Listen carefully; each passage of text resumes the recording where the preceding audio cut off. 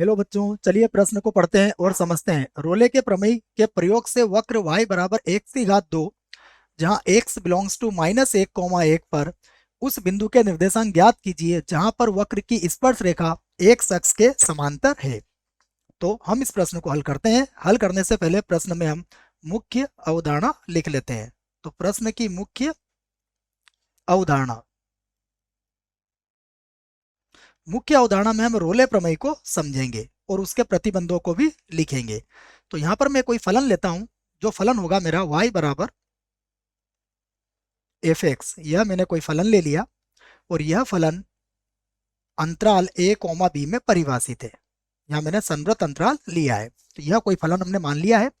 अब रोले प्रमेय यह कहता है कि पहली शर्त हमारी यह है कि जो भी फलन हमारा एफ एक्स होगा, एफ एक्स यह अंतराल a कॉमा b में संतत हो, संतत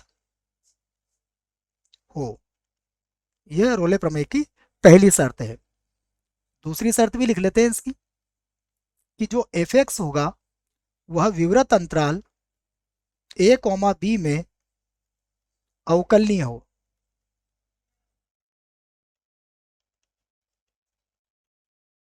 अवकलनीय हो, यह रोले प्रमेय का दूसरा प्रतिबंध है।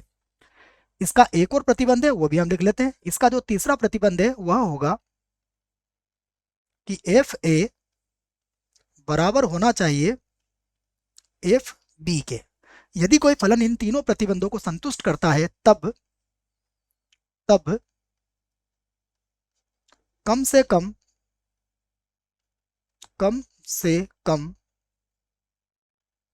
एक बिंदु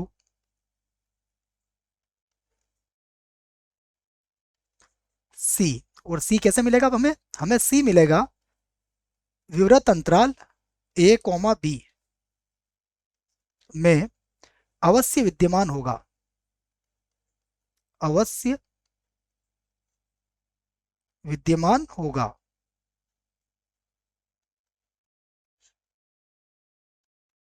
यह हमें रोले प्रमेय का प्रतिबंध लिखना है और उसके बाद एक कोई बिंदु हमें यहां पर लिखा गया है कि बिंदु सी अवश्य विद्यमान होगा जिस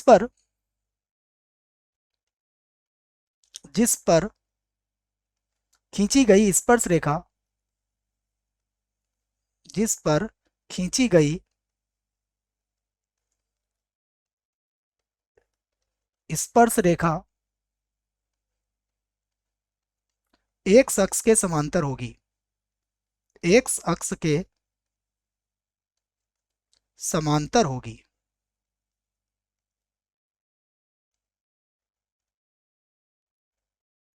ठीक है, यह हमारा रोले प्रमेय का कथन है। अर्थात एफ डैश ऑफ सी किसके बराबर होगा? 0 के बराबर होगा। तो इस रोले प्रमेय को कथन को आप समझें। अब हम प्रश्न को प्रारंभ करते हैं। प्रश्न में देखिए हमें क्या दिया है। हमें वक्र दिया है y बराबर x की घात 2। तो हम इसे लिख लेते हैं। हमें जो वक्र दिया है वह दिया है y बराबर x की घात 2 और हमें इसके संगत अंतराल दिया हुआ है -1, -1, यह अंतराल दिया हुआ है। तो सबसे पहले हम रोले प्रमेय का पहला प्रतिबंध देखते हैं। तो यहां पर हम देखेंगे कि एफ एक्स बराबर कितना दिया है हमें? x की घात 2। तो यह क्या है? एक बहुपदीय फलन है, एक बहुपदीय फलन है। और जो बहुपदीय फलन होते हैं वह सदैव सतत होते हैं। तो बहुपदीय फलन है, इसलिए इसलिए अंतराल क्या है हमारे पास? -1, में संतत होगा। हम लिख सकते हैं संतत होगा। जितने भी बहुपदीय फलन होते हैं वह क्या होते हैं? सदैव संतत ही होते हैं। तो यहाँ पर हमें एफ ऑफ एक्स क्या है? एक्स की घात 2 है, जो कि एक सतत जो कि एक बहुपदीय फलन है, इसलिए हमने कह दिया कि यह क्या है? संतत होगा। अब हम दूसरा प्रतिबंध लिखते हैं रोले का। दूसरा प्रतिबंध लिखने के लिए सबसे पहले हम एफ एक्स को लिखते हैं।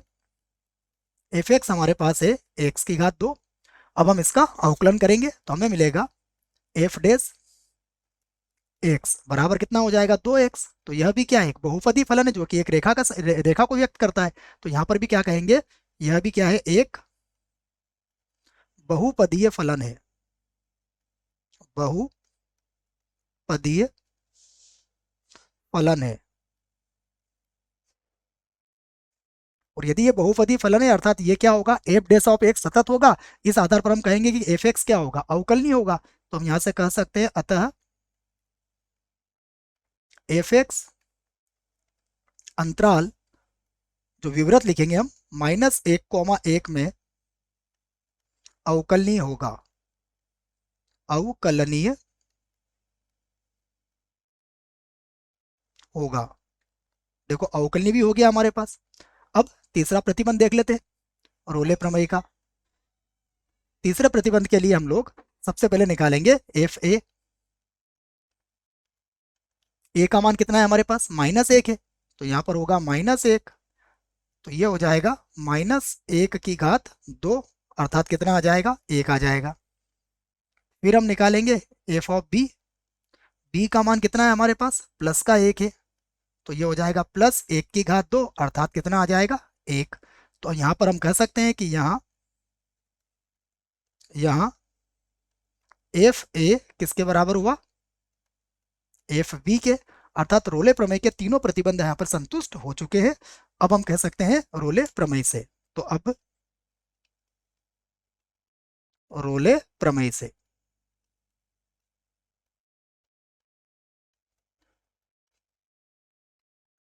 रोले प्रमेय से एक बिंदु सी हम यहाँ पर प्राप्त कर सकते हैं। और जिसको हम कैसे प्राप्त करेंगे, एफ डैश ऑफ सी बराबर 0 से।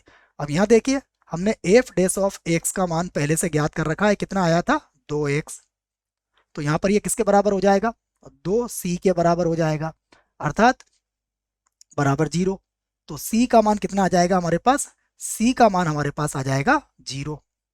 ये जो c का मान है यह बिंदु हमें मिल चुका है, अर्थात ये जो c है ये हमारा x का मान है। ठीक है, तो अतः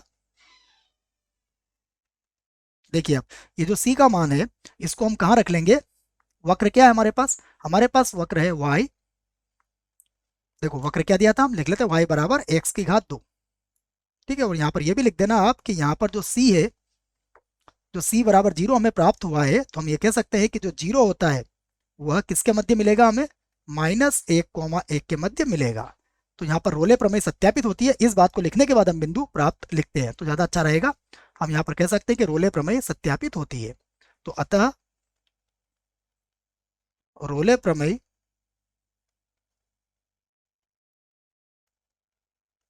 सत्यापित होती है। तो रोले प्रमेय तो हमारी सत्यापित हो गई है। अब प्रश्न में हमसे कहा गया था कि रोले प्रमेय की सहायता से, तो हमने सत्यापित लिख दिया है इसको, अर्थात ये रोले प्रमेय तो हमारा यहाँ पर आ चुका है। अब देखिए जो c का मान है ये वक्र की सहायता से प्राप्त कर लेंगे हम। तो वक्र हमारे पास कितना है, y और x की घात 2। अब इसमें x का मान क्या रखेंगे हम, 0। तो ये y बराबर कितना हो जाएगा, 0। तो ये हमारा y बराबर 0 हमें प्राप्त हो गया है। अतः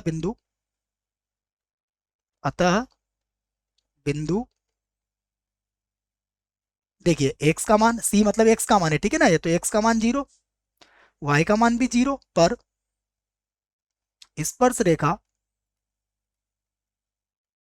पर स्पर्श रेखा x